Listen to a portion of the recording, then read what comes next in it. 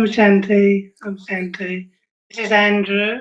I'm in a space Romford, and I'm going to talk about mercy and compassion today. I've got Pitty on the line, Pitty Madan, to actually help us with the subject because mercy and compassion is basically something that people tend to extend so far that it doesn't go right across the board. So it's quite a selective thing when people have compassion, mercy, and it's quite selective and it's quite limited, really. Perhaps because of the resources of the human being, the internal resources a person has. So it's quite restricted in the sense of normally it's connected to the victim rather than the culprit, and so maybe we can hear how it can help us with extending that feeling, because we do know that mercy and compassion is good for us and everyone, really. If there was more mercy and compassion, then there wouldn't be such greed on the earth because people would be thinking of others rather than self. So, would you like to enlighten us on this subject, please? And welcome to you. Thank you, Andrew. Thank you for the warm welcome. And you made my job simple by introducing the topic. So, this is a very interesting topic, mercy and compassion. See, we think that mercy and compassion, these are usually used interchangeably, but there is a difference between mercy and compassion. So first we'll understand the mercy, compassion, and there are other two terms which are often, you can say, confused with compassion. There are four words, I would say: sympathy, empathy, compassion, and mercy. The sympathy is when I feel sorrow or I feel bad for someone. I see someone on the street or I hear some news of my friend or anyone close to my friend, and I feel bad about the person's having suffered from some problem or something. And empathy is when you put yourself into the other person's shoes and try to feel the emotion the other person is feeling at that moment during that time. So that is empathy. That's one step further from sympathy. But empathy drains you out. Empathy can actually make you feel exhausted because you suffer with the victim, you suffer with the person who's suffering. So in empathy, what you do is you try to feel the other person's feeling, what he is going through, and at the same time you also start suffering with him. So that's empathy. Then further to this is compassion. Compassion is where you try to put yourself into the other person's shoes. You try to understand and feel the emotion the other person is going through. At the same time, you feel detached from it, and you feel that how could I help that person? You think of the solution, or you think of something with which you can relieve that person of his suffering. So it's like not suffering with the person who's suffering, it's get keeping yourself detached from the person, from the suffering, at the same time trying to relieve him of his suffering. That is compassion. And then there is mercy. So mercy is, you can say, intermingled with compassion. Compassion may include mercy, but mercy doesn't necessarily include compassion. See, let me elaborate on this. Mercy is from a broader perspective. Mercy is when you can say it's very broad term in the way, like the government feels, like the people who are in authority feel, or we can also feel at individual level, but in the broader perspective, in the sense like, suppose if government passes some rule, or you can say give some leniency to the people because they are suffering from something. So that is like they are showing mercy on the people, or people are there in flood, or you can say famine, or something, natural calamity, something like that. In that case, government and other NGOs and other organizations, other people, everybody is like showing mercy. It's like helping them with the food and other things and other items. So that is the concept of mercy. And it could be like and a judge giving liberty or giving some leniency in the punishment to the accused or to the person who's the culprit. So that is another form of mercy. In mercy, there is a, you can say, connotation of uh, that you are higher, or you are above, or you are superior, or you are somewhere from, a different angle. You are giving mercy to the other person. And compassion is when you are at the same level. The same level, that means equal to the person, uh, at the same stance where the other person is, and then you try to give compassion to the other person. So definitely, when there are times when, in this situation of COVID-19, or if there is any, you can say, earthquake or some other natural calamity, so mercy would be, shown by many people. And mercy would include forgiveness, mercy would include helping. And compassion is, I would say, more associated with love.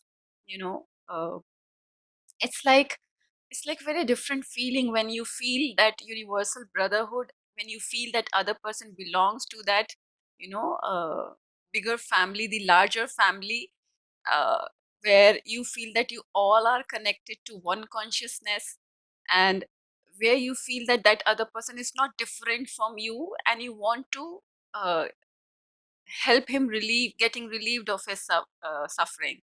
So that is where, the role of compassion comes. So it has more, you can say, feeling of love inside it. Whereas mercy, you can do without even feeling love. It's you don't need to go to, that level to understand and put yourself into other person's shoes. It's just like, it's like knowledge. The other person is suffering, that how difficult these circumstances are. So, and you try to help them. And compassion is where, uh, it's like embracing the other person. It's like just telling that yes, and you feel and you understand what he's going through, and at the same time you are there to uplift him and help him out of this situation. So any other thing you want me to throw light on in this topic, like mercy and compassion? Well, there's situations whereby you get situations where someone is lazy in the house, Hmm. and there's not always that forgiveness. We struggle sometimes with people who've come in from a day at work, and we don't actually know the other person's um, dilemma because we see washing up and we think that they've been doing nothing all day. And I mean, it happened to me recently where I didn't realise that the other occupant of the house had the whole carpet up during the day, which means removing the TV and removing the treadmill and getting all the things out of the front room. When I came in, I started washing up. Fortunately, I realised that the carpet was damp before I probably wouldn't have said anything anyway. I probably would have just got on with it, to be honest, because it is what it is. People tend to have lazy days. They have very busy days that other people don't appreciate. And maybe some guidance, as in a little bit more mercy in the household, really, because that's where a lot of lack of compassion goes on. Because we say so often we love each other, and yet it doesn't ring true. It just doesn't ring true. Mm.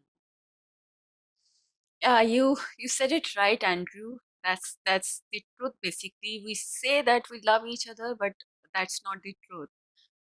We love the comfort or benefit we are getting from the other person. So suppose if I'm not getting the comfort and benefit from the other person, which I should be getting or I used to get earlier, then I feel I don't feel love for that person and I don't feel loved. No, it's both the No. ways. So when the other person is not giving me the benefit what I'm expecting him to give, then I don't feel like loving him, and I feel that he doesn't love me. So this is Mm. our idea of definition about love. That's why there are so many discords and there are so many, disturbances in family relationships. Just because of this reason, because if we look deeply, we should question ourselves. Uh, is that the cooperation I am getting from the other person, or the support I'm getting from the other person, or the comfort I'm getting from the other person, which is making me love him? Mm. Yeah, but love is I would say inevitable. Love is just your being. You love because you love. You don't love for any reason. So our love is conditional, and this is very, you can say, it's very human to expect. It's very human to love in this way, because we are not gods and we are not saints and we cannot be like that. Of course everybody expects, and it's normal to expect we think like that. But if we ponder over it, then let us look at this situation in this way. Like you were telling, the other family member, he's lazy and he's not contributing and he's watching TV, but he's not supporting you. And in such a situation, suppose if I feel that grudge, or feel that, frustration or disappointment, or whatever feeling I'm having right now, for, which is, which this situation is creating inside me. This situation is like a Mm. trigger. It's like a trigger. There is some stimulus. The stimulus is that that person is lazy. The stimulus is that person is watching TV but not contributing in household chores and this thing. So that is the stimulus, and my reaction is irritation, frustration, and grudge, and disappointment, and not feeling love for him. These are my Mm. reaction to that stimulus. So stimulus you cannot control, can you? Some people fry inside. They don't say anything, and they carry on walking around the house, and you can see in their face like a copper look. They're frying because they haven't actually. The person hasn't done anything all day in their world. Very true, very true. Even if they don't say it verbally, they are feeling it inside, and it can be very well, you can say, you can very well, you can say, understand by their Mm. moves and all. You can understand that yes, they are very frustrated, they are, gruntled, and they are dissatisfied. So they feel this thing, and you can also feel, even like through non-verbal communication. You are feeling that through non-verbal communication. So how does that impact me? I like, even I have experienced such moments in my life where I was feeling the same, and I felt that, that compelling need to change the other person, control the other person, or you can say nag the other person to start behaving well and start doing well. I felt that compelling need to, change that person. And then there's the knock on after that, isn't there? Yeah, and then later I realized that it really doesn't work, and it really Yeah. doesn't work in long term. You may be able to achieve some short term, and that is also very, in very rare circumstances. Usually, it would turn up turn out into be a fight, or some dispute, or there would be a split. The other person will walk out of the home, and they would stay out of the home for some time, and they would not come back, and you would not be talking to each other, you would stop talking to each other. So usually this is the outcome when you try to control the other person. These are the outcomes normally, and these are not helping anyway. So my main problem, what was my main problem? That I had to do almost all of the things myself. I had to do everything on my own, and that person wasn't helping me but taking the benefits. So that was my main problem, but that main problem remained unresolved. Yeah. Yeah, it remains unresolved. It doesn't get solved anyway. So that wasn't helping me, that wasn't helping the other person anyway. It didn't help him, it didn't help me. So then I Can thought, I, sorry, can I ask you a question there? yeah. Because there's so much in this so-called love pact and love bonding that goes on. People regularly say, "Take care of yourself, look after yourself" when they're going out the door. Don't get run over, and etc. etc. But actually, what someone once said to me, he said, "If we were our own friends, we wouldn't like ourselves because we're not very kind to ourselves. We're not very compassionate and mercy to ourselves. We don't really take care of our own workings, our own mental workings very well, where there's love rather than law, or self crucifixion is a famous saying, isn't it?" Yeah, there is also some confusion with this, caring about yourself and self love and self compassion. People usually think self love means, going for a massage, or getting yourself pampered, going to a parlor, uh, uh, having favorite ice creams, or doing the shopping for yourself, or spend some time with yourself watching TV, and whatever uh, suits you, whatever entertains you. So we Yeah. think that is self care, but Mm, in real terms it's not the self care. Self care, caring for yourself means you are caring for how you're feeling, you're caring for your emotions, you're caring for what's going on in your mind. It's not with your body, it's not with you are engaging yourself, or you're just deriving some pleasures out of food or some shopping or some entertainment. So that would just entertain this, you can say, for a short while. It would be a pleasure, momentary pleasure for a short while, but overall, whatever feelings, emotions you are going through, they will not be let's go. they will not be healed, and they will constantly cause you suffering inside. And even if you try, that would be, I can say, that suppression, because those emotions, you're not handling those emotions wisely, Oh, you are not managing your emotions, you're just drawing your attention away from this subject to another subject.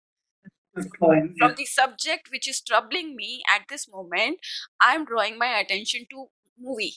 So for 2 hours I'm not thinking about this subject because I'm watching a movie. For some time I am not thinking about that subject because I am just going out with my friends, or I am having some outing, or I'm having my favorite meal. So at that time I am just deriving pleasure out of it, and for the time being I just forget about that subject, but that subject is there because I have not settled It's, it, I have not settled it inside. So settlement is it's the, like escaping yeah. my movie for some other movie, isn't it? Yeah. Yeah, true. Actually caring for yourself means that uh, you care for your feelings. So you be your best friend, and like, suppose if your friend had been in such a situation, suppose if your friend came to you, one of your best friends came to you, and he shared with you the problem he was going through. So what best thing would you do with him? Like, suppose if he's saying why this happens to me, and why everyone uses me, why everyone takes advantage of me all the time, I have to do everything and nobody's there to take care of me. Then what words would we tell to that friend? What words would we tell to that friend? Yes. Yeah, well, I think that what a lot of people do is they make it show empathy with the victim, which doesn't always help, does it? Because I should be really inspiring my friend to be stronger than that, Correct. rather than actually the victim of the matter. Correct. So yeah, So if you sympathize, that is sympathy. When you say, oh, I feel for you, I know it's very bad, oh, how bad your family members are, oh, how bad that colleague is. So if I am telling my friend like that, if I am talking to my friend like that, that's sympathy. That's not compassion, because that would not be helping him anyway. That would no, not be giving any solution to him. He would not come out of this problem just by saying these words, reiterating those same words which he is thinking in his own mind. We have to help him to replace those thoughts, replace those feelings with a positive one. That is the yeah, best job we would be able to do to help a friend. So in compassion, you want to relieve him of his suffering, because if you join with him and share with him, oh, how bad those people are, or they should not be doing this to you, then yeah. it would be like increasing it would be like adding to his momentum. He's The already yeah. negative bonding, isn't it? Really, a negative bonding, really, isn't Yeah, it? yeah, negative bonding. At the same time, you are enhancing, you are amplifying the things, which we need to reduce. We are just amplifying those things, because Yeah, that's like a repetition of those things. We have to help him in changing his outlook. The situation okay. remains the same, and like in previous situation I was telling you, that was the stimulus. I don't have any Mm, control over the stimulus. I have the control over my response to the stimulus. So this is in my control, 100% in my control. mm, Nobody can take that control from me. This is completely in my control, that I have to choose what thoughts I have to give to this situation. How I have to perceive this situation. I can perceive this situation differently. I can view it from a different angle, and I can think about it like, okay, fine, this is the situation, now what? mm, Okay, fine, this is like this person is, now what? I share with you one day, all usually it keeps happening, but one time, my one of my friends, she called me and she was having some problems with her husband. Okay, and she was like, I want to take divorce and I just want to get separated and I don't want to live with him. And then she asked me for my help, if I would be there to help her if she goes for divorce, then anything I could offer to her, in the form of giving some space or accommodation or some other thing where I have to go for some legal formalities and everything. So I said I would be there. If you decide on that, I would be, what best I can do I would try to do. But let us first think of this situation. Let us think, is it really which is not resolvable? Like, is it really something which is disturbing, that you just can't live with, or you can't just handle it? So then she shared what was the problem, and those are, you know I would say, differences of opinion. And these one of these things, yeah, like he was not helping me in household chores and all, little bit, some sort of these things only. So I talked to her and I said to her, see, he is like this, accept him. He would not change, accept him.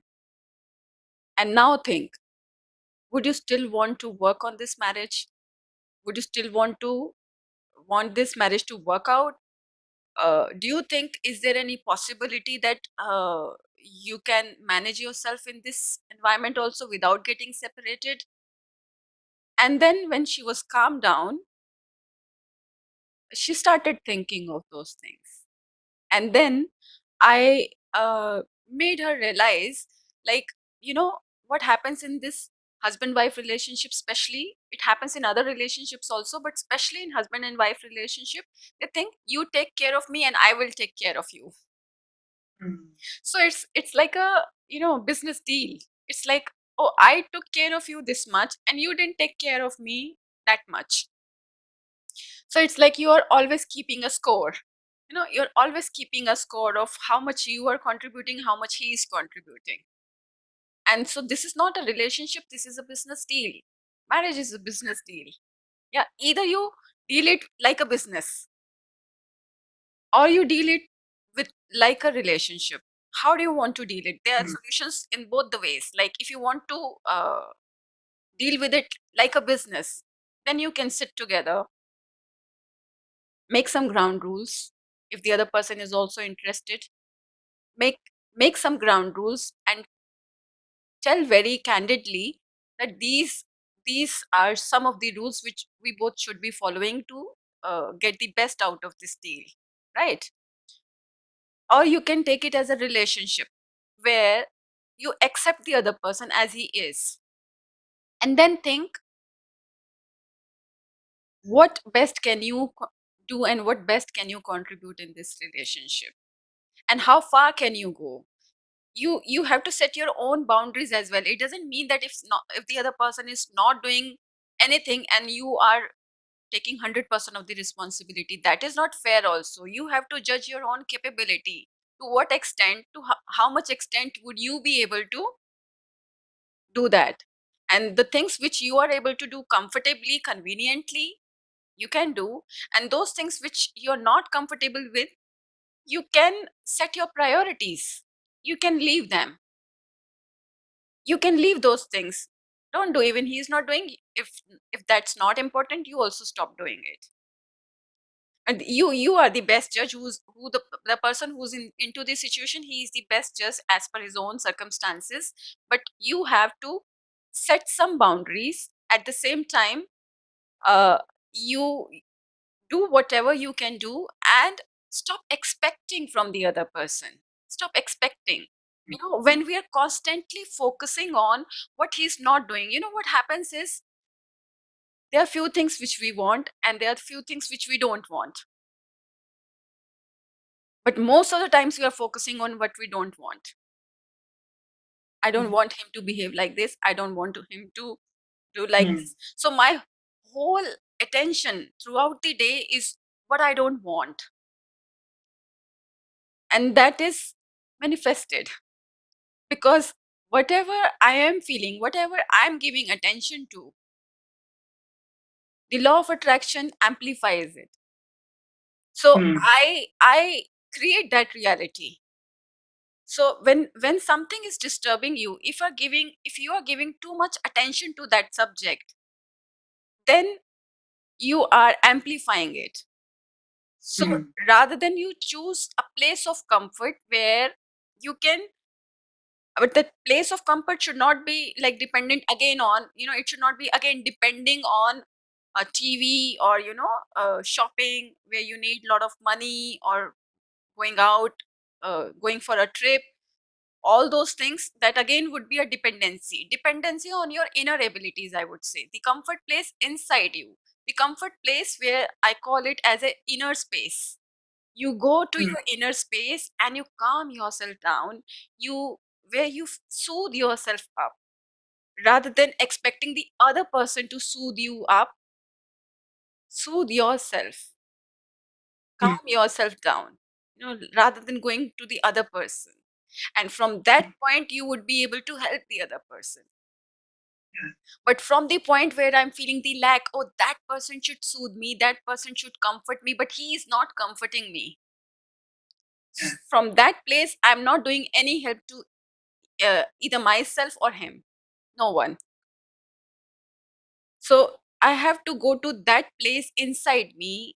I have to take out a quiet time and I have to just go within myself and feel where I feel comfortable. It can be, a place where you like to go. You can go even without physically going there. You can go there in your mind. Like if you want to go to a beach, if you want to go to some mountain, or if you want to experience closeness with nature, we have been given this ability to feel it even without its presence. of it by just imagination. You know, Mm. if I tell you to, while sitting here, I know you are in the inner space. If I tell you to go to your own home where you live with your mother, can you go there without physically going there? Yes. Yeah. And if I ask you to go to the kitchen and find out something to eat, would you be able to do that? And if I ask you to open the refrigerator and find something which gives you very good feelings, find something to drink, would you be able to do that? Yeah. So without even physically doing it, without it actually doing it, we can just do it in our own imagination. So create an inner space. You can create an inner space within yourself, the place which soothes you, the place where you feel refreshed. And just Mm. by the thought of it, it's just a thought away, it's just a thought away. In other things, you have to do a lot of expenditure. You have to, you know, if I you think you cracked it there. I really think you cracked it there because I don't think that this inner space that people have is necessarily believed. So once they actually start to create it, they Mhm. start to realise that it's there already and always has been. And that's the place where you have mercy on yourself because you're relieving all the pressure and you're not pressurising. I'm not buzzing around the other person like a wasp. I'm more like a butterfly. True, very Uh, true. it, I And think I it, should be relieving the other person, and nowadays I think relationship is more like a bondage. It's not like where space and freedom is. Relationship should be where you feel free and you have the space to grow, to expand. But when you think that you can't expand because of the bondage you are feeling, so even I am also creating a bondage for the other person if I'm expecting from him. If I want to do something which he doesn't want to do, which is not coming from his heart, so that's like a bondage. Nobody wants to be in a cage or a prison. I would not like to be in a cage or a prison. I would like to do the things which I want to do rather than someone else telling me to do something. Same way, I should not be telling the other person to do something. I can just give a hint, but then I should seriously, leave the choice. I should leave the choice to the other person, that he's free to choose. It should not be like a compulsion where he is compelled to do something so that I don't get upset. That's kind of a relationship where other person is always fearful. He feels, oh, if I don't do this she would get upset. He is not doing it out of love. He is doing out of fear. And so I think um, we're on a bit of a time restriction, are we not? With the are we okay for time? You okay? Is everything okay for time? I'm okay with time. I think this meeting would not allow us to, go Yes, because we need a longer. meditation from you. So, is there 5 minutes left that we can do a meditation from you? Yeah, Because sure. I think you've hit it really. I really think you've hit it because if a person's got that inner space created, there's a place of solace, Mhm, isn't there, where they can go, and it relieves the pressure from the other person mhm. as well. So Correct. I think that's the key. I Yeah. think you've got. Could you give us a meditation on that? I'm sorry to interrupt. Is that okay? Oh, that's okay. That's okay. I think we have got the crux of the subject. So that's the Yes. key, that we have to go to our own inner space. Lovely. Yeah. Take us there, Beth. Yeah. Thanks. So I would be giving a short commentary, guided commentary. So keep your feet on the ground, drop your shoulders, relax your body, take deep breaths,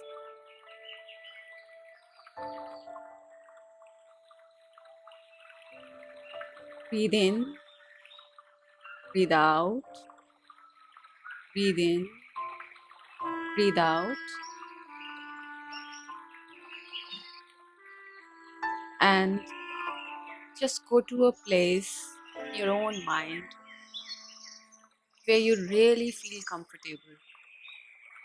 Any such place which gives you the feeling of comfort, the place where you feel loved, the place where you feel important to your own self, the place where you find peace. It could be any space. It could be a beach, or it could be in the snow, or it could be near some water body like river, lake, watching ducks, or simply just walking in a park, sitting on the bench, and just observing the squirrels around, all the birds around, and having that feeling of comfort. Or it could be some mountain, lot of greenery, or you can imagine the bluish green sea, or else you can go to some countryside where you find peace and you feel close to the nature and you are getting those vibes of peace from your surroundings.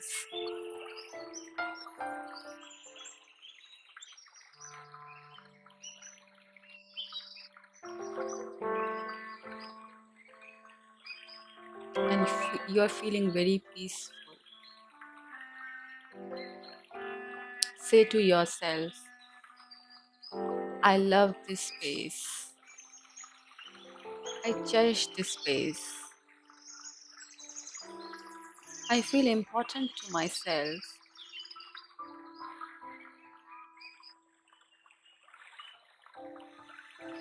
And I'm soothing myself down. I'm telling myself that everything is gonna be okay. And I'm telling myself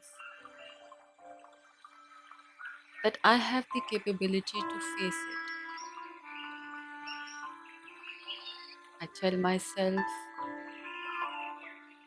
I have the ability to manage it.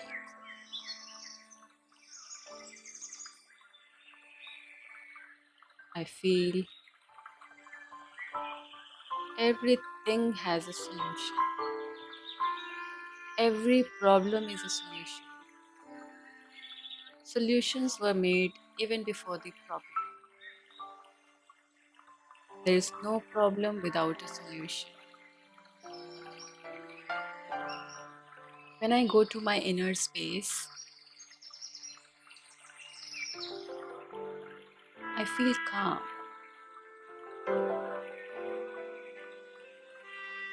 I feel I can take care of myself. I feel strong. I feel capable.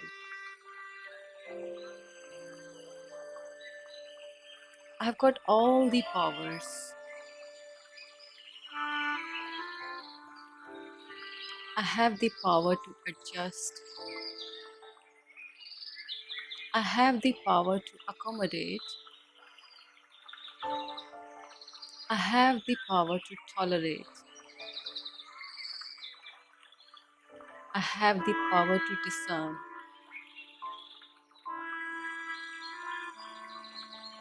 I can use my wisdom to differentiate things I have control over and the things I don't have control over. The things I have control over is myself. my own reactions, my own responses, my feelings, my emotions.